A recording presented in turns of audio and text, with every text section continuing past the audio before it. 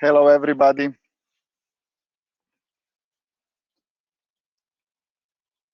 My name is Peter Licen, and I'm a director of LUSHNA company, LUSHNA Glamping company, and the head architect in the LUSHNA company.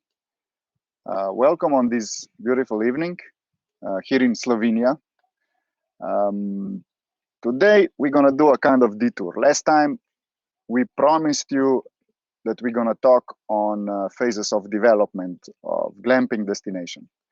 But we're going to postpone this a little. We're going to definitely do it. Don't worry, next time, next webinar. But we got lately a lot of questions, how does glamping do in this post-event time? Hospitality is, it's a grim situation. We live in a strange times. And it's not looking good, And definitely the ones of you who already own a destination or you have a hotel, motel, restaurant, I mean, you know it better than me. But for ones who actually are looking to invest into something, I think we have a proposal. It's called glamping. Could be also natural hotels. I'm going to explain you why later. Basically, everything connected to nature might have a bright future. So let's start first on the way it's looking now. It's not looking promising, like I said. It looks quite grim. And all the statistics and everything that we know about, that we talk about, it's saying that hospitality in general, it's in big trouble. And if we look at the statistics, first of all, a lot of people, a lot from you, they are always asking about statistics, how basically where to find them, where to get them, how to search for the statistics, to do marketing analysis and so on. It's really not that easy. And there's a reason why. Glamping was not treated until now like a serious hospitality sector. There's a lot of research done on hotels, on motels, on even marines and campings. But glamping was kind of, it's 15 years old thing, but still it didn't take off to the level actually that it would be noticed, But it's a niche that's growing. And in mine and our opinions, it's actually the niche that can respond fastest to the situation in which we are now. So this is something actually that we can talk about right now. Okay. Why United States statistics? Because basically United States is the, let's say, less regulated pro-capitalistic market right now. And all the changes reflect really fast on the United States market. And the other thing is actually normally the trends are the fastest adopted in United States, and then they disperse to other countries, even if they come from UK or other parts of the world. To tell the truth, we don't know so much about what's going on in China and the East world, but we have quite a good clue what's going on the markets we are present. So Europe, United States, that's it. So when you're looking at these charts that I'm presenting now, I think that it's hard to talk how hard it is if you don't put it into the context.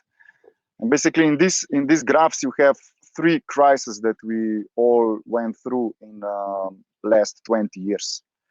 On the left, on the extreme left, you have the recession that was 2001, and also followed by 9/11 in the United States. And then in the middle, you have the 2008 recession. It hit Europe. It came a bit later, and actually here in Slovenia, and actually was quite long and slow. So we already had it until 2011. And totally at the right is what we are looking at now. So the event and actually the consequences of the event. Some other industries might be impacted less, but on hospitality and travel industry, this I think it is going to left quite a permanent change. So if you look at it, for instance, in first recession in 2001, the occupancy of the hotels went down to 60%, and also in the recession of 2008 to 60%, and of course the jobs followed. But what we're looking here, actually, they had to shrink the graph to fit it in. We are looking at the serious thing. Actually, it picked up much faster than after the recession, and it's looking like it, but not in all the typologies of hospitality. Nobody was prepared for this, and you cannot prepare for this kind of situations. Although I think in the future the investments are, and the SWOTs of the investments are going to take this kind of events into the account. So why are we even having this debate? Because actually we believe it's not so grim, you know. It's not so terrible for all the things. Actually, the environment is changing. The hospitality by itself is not going to change. You know, it's people to people, and people will always travel. They will always go around, and they will always have to stay somewhere. They will always have to eat something. This never changed in the history of humankind, you know, and it's not going to change now. But the environment, like I said, is going to change, and the clever thing is to adapt. What are the actually things that could adapt, and how glamping is standing in this environment? This I can show you in few slides. I'm going to show you a bit of statistics. The first part is going to be a lot of statistics. So we see basically this is the graph we posted in last webinar, like a month and a half ago. And we already claimed that the glamping is going to pick up faster than hotels. So you can see there where the blue spot is, how actually the glamping picked up. Actually, it came to the pre-season somehow, you know, but it already showed it's going to go much faster than the hotels. And now we updated the thing, and you can see that basically the glamping this year, obviously, it's going to do better than any of the years before. So hotels are picking up. They're going to pick up, but they have quite a lot of challenges to face, because to tell you the truth, glampings and nature hotels are better equipped to face this situation. I'm going to explain later also why.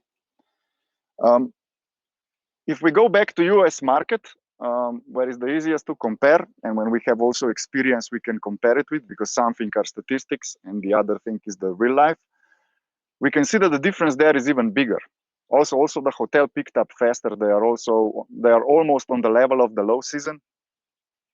But basically the thing actually with the glamping, it's going much faster. The response is faster. And one thing is statistic, like I said, and this I can also tell you on the case of one of our destinations, East Wind Hotel and Bar, which is in New York State, upstate, in the Hudson Valley. And what it shows that while the hotels in New York are still slowly now this last week opening, and they are reaching the occupancy of 30, 25%, you know, our destination is already running for a 5th week now, and it's fully occupied. Of course, if you look at the statistics of the bookings, they are on the same level that it was pre-season or beginning of the season last year. The occupancy is around 65%, but they are fully occupied. And the reason is because they run the policy of 24-hour distance between the bookings. So basically between each guest, they put 24 hours where they can properly clean and prepare the cottages for the next guests. Now, how to design for this post-event time? The biggest thing actually we have to realize that was always there, but it's now more important than ever, is that the value of the product is not defined by the product itself, but by its environment. And the clever thing is to adapt to the environment. Basically, what changed now is not the market of hospitality, but the demands of the guests, the demands of the people, which are definitely and for sure influenced by the event. So there's a lot of things actually that were proposed that should change in this time, but actually the guests will tell us basically what they want and what they miss. And what it showed, and it's kind of coherent with what we see now in our destinations, that the demand for outdoors grew immensely, and this is already the response to the situation, because differently in different countries, but definitely in countries in United States, for instance, the thing that it actually how do you call it, that you have to stay at home, so the whole thing, the limitations were a bit more loose. But for instance, in some countries in Europe, like Italy or Spain, basically you couldn't leave the home for 14 days. And I never saw actually so many people in parks or going around with a bicycle or mountaineering and going out than ever before. You know, the city that I come from Ljubljana, the parks were full of people, like getting together after a job with actually a bottle of coffee or just sitting with the friends, sometimes even in a proper distance, and everything was done properly, but people really, really used the outdoors. And this is one thing that is really important. And how reflects this in glampings? Glampings are basically made for this kind of use of outdoor. First of all, majority of them is located in the natural destinations, and they should be if you want to build successful glamping in the future, or hotel, nature hotel in the future, the name by itself. It should have this experience of outdoors, which definitely is gonna, demand is gonna grow in the future. And the second thing is actually social distancing. Social distancing is already incorporated into the design of glamping. It was done before from two reasons. One is the maximum experience of nature. So you don't have experience of some urban area, but you have experience of your environment, which in this case was mostly nature. And the distance between units was actually the guarantee for a privacy. And now this gets additional function, which is physical distancing, which is like a norm, new norm now in the social encounters. But like the picture on the left, you know, even if you have to take protective measures, sit aside for 2 meters or whatever the distance is prescribed, and have a mask, you know, you can still enjoy in the view. You can still enjoy in the nature. You can still walk around. You can still hike, go to the mountains. You know, you can still move, which in dense urban areas you cannot. So this became special. Again, something actually that it's not the specifics of this bench, but where it stands and what's its environment and what's the social environment of the bench. If this bench is downtown New York, probably it's going to be empty now, but it is some meadow upstate, it's going to be full. So if we go forward, the other thing of social distancing is actually also already originating in the glamping. It should be, you know, basically glamping should crave for social distancing, but it's a bit different social distancing that we have from COVID. Basically, this means breaking from your native environment. It has a logic on it. And on the left, you saw basically one picture of one doctor, Arnold Rickley, who is a Swiss doctor, a pioneer of so-called FKK. This you probably know it. And his story happened here in one village close to my home. He came to Slovenia, noticed one beautiful lake, Bled, which is now the main tourist attraction of Slovenia. You can see it on any pictures when you scroll for Slovenia. It's a beautiful lake with church in the middle and the castle on top. He found this lake and it was totally uninhabited. There were just local people there. And he saw opportunity in there. And what he did, he realized that the environment when he comes from, you know, it's basically a very polluted environment of industrial environment. So this means that the people, although they have everything, like basically we do now, you know, they have not all of us, unfortunately. There's always some part of people actually, and always will be probably, that don't have enough even for everyday life. But majority of the population in West Europe culture, we have everything, you know. We live in kind of decadent time. And at the time was the same. And it was funny, although the people that were rich and had everything, you know, they were dying quite young. They were dying at 40. They were suffering from all kinds of diseases, you know. And nobody figured out that this is because the environment that they live in, you know. They didn't get the COVID, they didn't get the virus, but their lifestyle basically was killing them at the same time that they were, it was making them basically live better. And what this Rickley guy did, actually, he proposed these people to go to live for a month in a cottages like this. And they were actually, and then he fed them also with a special diet, which was basically a salad on salad on salad, drink water, you know, exercise, run around. And they were pretty much miserable the first 2 weeks, you know, like these guys on the left on the bench. He stripped them naked. They ran around the forest. It was quite extreme, basically, for that time, probably even for now. But what he did is basically he persuaded him that it's clever to take a break from the environment you have, to take this environment change, and then actually when they were there, their behavior changed, and then the perception changed, and of course at the end the experience of the environment changed. So this is something actually that proves us that this is not just possible, but actually can be also successful, because what he ended up, it's with a hotel. He developed this whole area starts to bloom. It was the spa and thermal spa of, I don't know, I think it was 1860 that this was pronounced like the best spa in Europe. So it was not about some special water that came out of the ground. It was not about some special cure or basically a vaccine or something that he invented. No, he just basically changed the perception of people, what the importance of life is and what healthy life means, to the extreme actually that they couldn't say no. And when they were there, when they were coming home, they felt refreshed. They have probably 10 kilos less, and they were explaining everybody how amazing this experience was.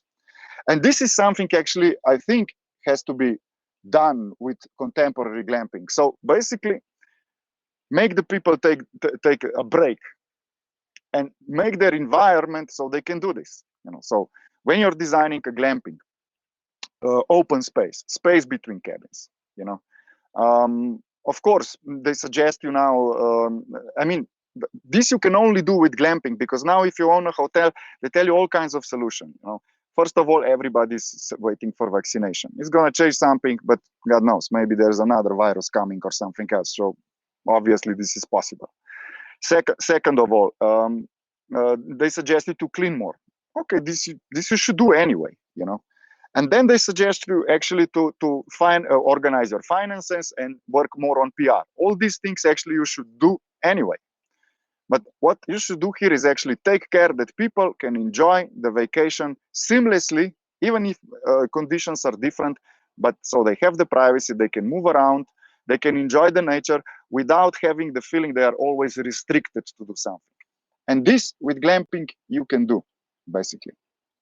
And there is the one thing that always was already was shown on this Rickley case, the nature. You know, I'm not going to even to go into the details. There you can find millions of articles telling actually how the nature is healthy, how actually the walking barefoot or spending just walking in the nature can actually build up your immune system. And what's the answer to the pandemic? You know, whatever the vaccine or whatever we're gonna get is going to be to build up our immune system. So that's it. You know, you can actually have an interesting hospitality destination that people are gonna run away from the everyday life that they have. They're gonna rest. They're gonna basically build new experiences, and they're gonna be healthier. You know, this you can get actually also with healthier food. You know, make a deals with local people who actually are producing this food. They could even cook breakfast for you or whatever. They're gonna be happy because the restaurant business is completely down. So basically, they're gonna have to adapt also. And this you can also make a new partnerships and stuff with them, and you all gonna strive from this new view to the hospitality. So basically, if we combine all of it, you know, I think it's just different environment we're gonna live in. And I think, like Churchill said, you should never let a good crisis go to waste. So we should just readjust, and I think there's also opportunity there. If this glamping was something almost obscure until now, from now on, it can actually propose a serious alternative to traditional hospitality as we know it. So, we definitely believe that this is the future of hospitality, and is going to play an important part of it. So if you're an investor, or you want to invest, or you're just looking into it, there's another really good thing actually about glamping. It's built fast. You can do it much faster than any hotel motel on many levels.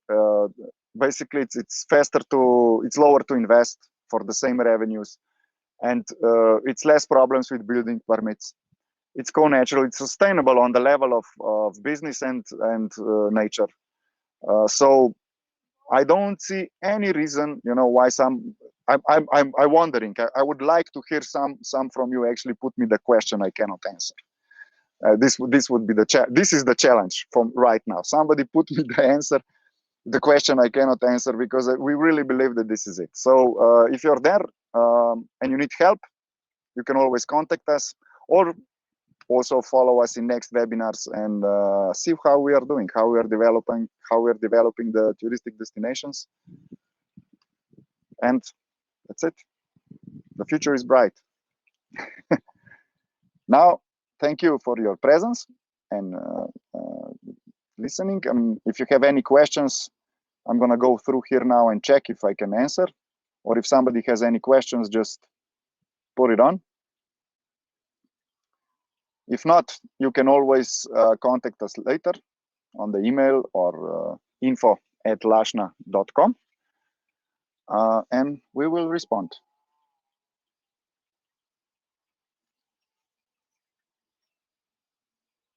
Mm-hmm.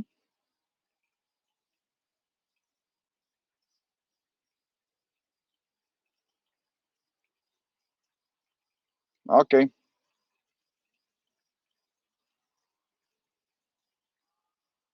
How much do the glam pots cost? You should just contact us, and we can send you basically our price list. This is the easiest. Do you believe in peer-to-peer glamping, meaning glamping between private people? I mean, glamping is just a trend right now. Peer-to-peer, people could be organized in the way of dispersed hotel. Like, for instance, I can put quite simply, if you build your private glamping and cabin, and there's like 10 people building a private glamping cabin, it's kind of not clever, let's say, to especially if you're in near proximity. There could be a kind of not competition, but the opposite. So basically, you can organize yourself to promote and sell these cabins together. This would be actually quite a clever thing to do, even with the smaller destinations, because optimal size of destinations is around 20 cabins. And that's because actually the sales and the marketing costs and the management costs are there. Depend. It doesn't matter if you have 10 or 20, these costs are the same. But if you would organize these smaller owners of cabins together, this would be a clever thing. Could be done.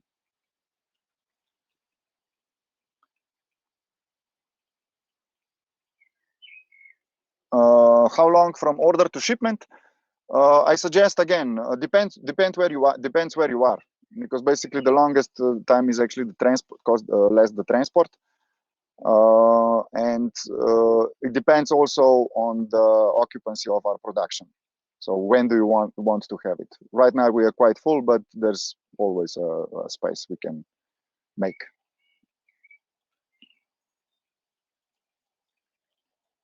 How you can have a glamping business and still be private to your family and friends? You mean you use the same cabins actually for private purposes and business at the same time, if I understood right? This can be done, although I don't suggest it, because it's The privacy, it's mainly done in glamping by service and a location. How do you disperse your cabin? So if you have quite a big land you build in, this is never a problem.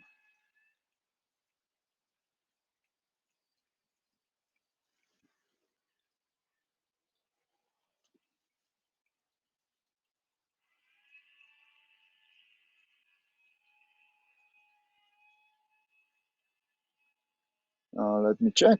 Still, pod stands for privacy. Yeah, this is an interesting comment. Basically, how many meter distance between pods and tents for privacy? The first question would be more between tents than pods or cabins, because the sound travels through the canvas much better than through the pods, through the wood walls. And I would say, let's say minimum 5 meters or more. This would be something. But it's also very important how the pods are orientated. There's a quite common mistake that we see, that the windows are orientated to a private space. So this is the thing. So I think this is what's important in positioning.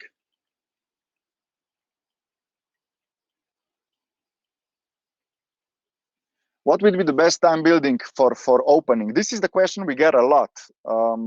It's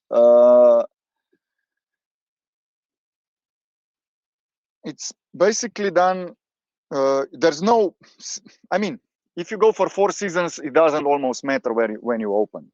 You know, of course, it's always better to open before the main season, but you also have to be ready before the main season. So you should run the destinations at least for 2 or 3 months, so you figure out all the glitches and all the things before the full occupancy and the big season hits you. Normally, but the time, I would say, so let's say if you're serious and you want to open the serious business, it's 1 year from starting planning until opening minimum, you know. So actually preparations of first figuring out what you want to do here, where you want to do it, how you want to do it, to develop the story, to develop the program, and in the parallel basically to produce and place the cabins. All this you can do it in, I think in 1 year. It's quite a fast time.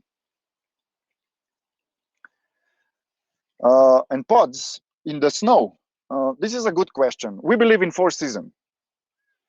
We believe in 4 season usage.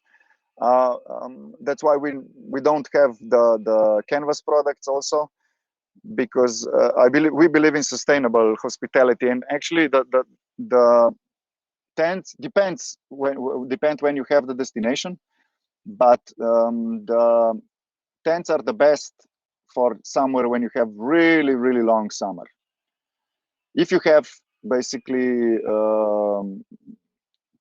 continental or alpine, even, we suggest against it, because 4 seasons there you have the season only for 2 months. And for instance, our cabins are isolated for an alpine environment. It's not a passive building, it's not a super energy safe, but it's enough for comfortable dwelling. They are isolated, all of them, minimum 12 centimeters of wood fiber isolation, and walls are built properly like a normal house. So you don't have the problem in our destinations. For now, they didn't have any problem with the winter time. Actually, snow is beautiful, you know. Bad weather in these cabins are amazing because it's quiet and beautiful, and the nature comes really out. You can spend the whole day in the bed just reading. This is, for me, I think it's the best time.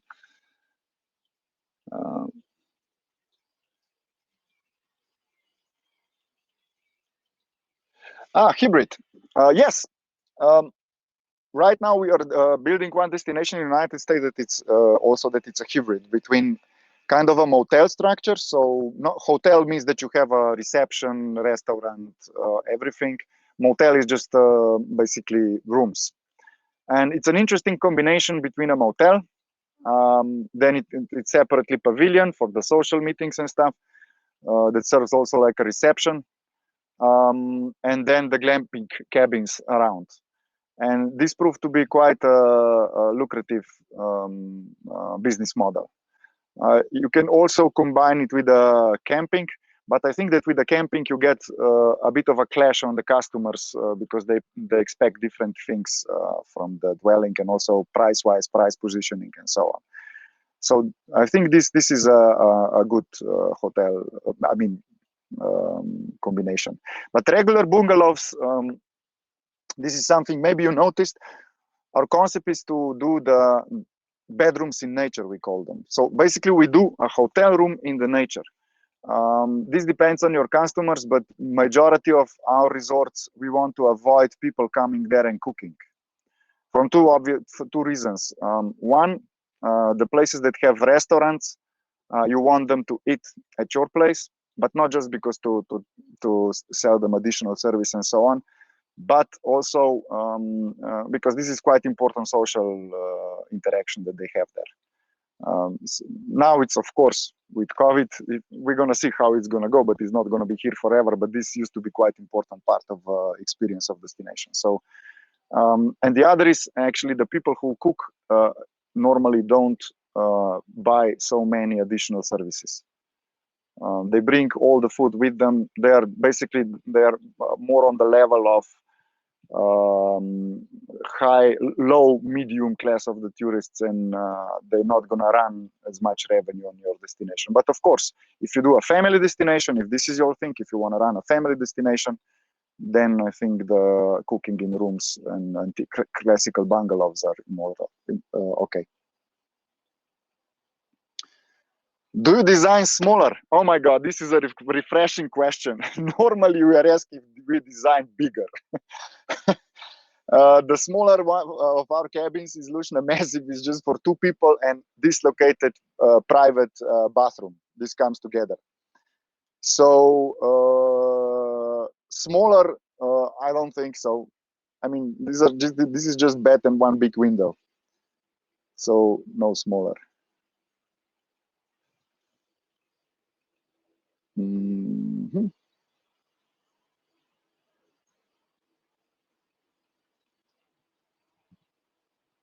The record of the webinar, you're going to get an email with additional record of the webinar.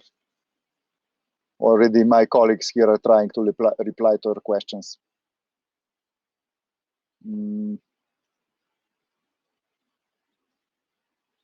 Okay. I think we can wrap it up. Thank you all for taking time to participate in this webinar. And I hope to see you again in the next one. Okay. Okay, another one. Are you able to help with financing?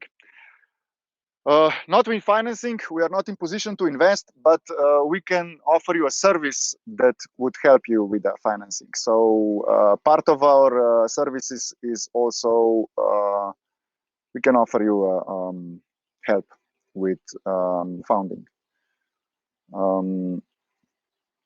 Definitely, we can prepare you the complete documentation for searching the investors and so the investment portfolio. And we can also, we are able to help you with investing right now in United States. We have a partner there that can help you with that.